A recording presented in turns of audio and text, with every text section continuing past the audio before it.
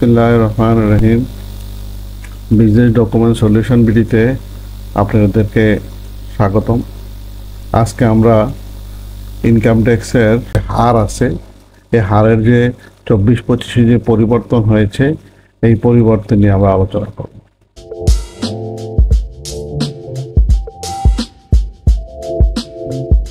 24-25 যে বাজেটে কর বছরের জন্য যে হারগুলো আছে, এই হারগুলা আমি আমরা আলোচনা 23-24-এ 3,50,000 টাকা পর্যন্ত ছিল যে ইনকাম। যদি কেউ 3,50,000 টাকা পর্যন্ত করতো তাহলে তাকে শূন্য হারে আয়কর দেওয়া লাগতো।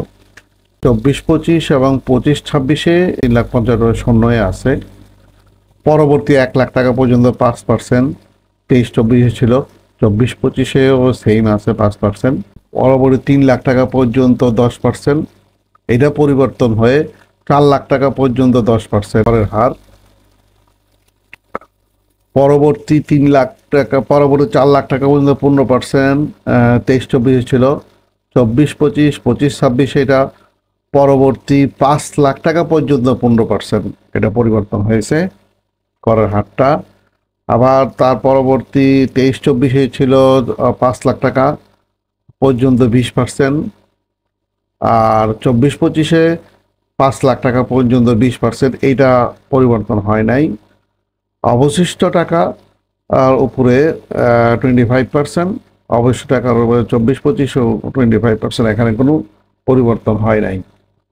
তাহলে আমাদের এখানে পরিবর্তন হয়েছে শুধু 3,00,000 টাকার ক্ষেত্রে 4,00,000 টাকা হয়েছে, 4,00,000-এর ক্ষেত্রে 5,00,000 টাকা হয়েছে।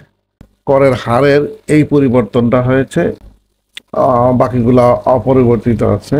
মহিলা এবং 65 বছরের ঊর্ধ্বে 4,00,000 টাকা এটা অপরিবর্তিত আছে। সাধারণ করদাতা 3,50,000 টাকা অপরিবর্তিত। প্রতিবন্ধী করদাতার ক্ষেত্রে 4,75,000 টাকা অপরিবর্তিত। গ্যাজেটেড মুক্তিযোদ্ধার ক্ষেত্রে 5,00,000 টাকা অপরিবর্তিত। তৃতীয় লিঙ্গ করদাতার ক্ষেত্রে 4,75,000 টাকা অপরিবর্তিত। আজ এখানেই শেষ। আল্লাহ হাফেজ।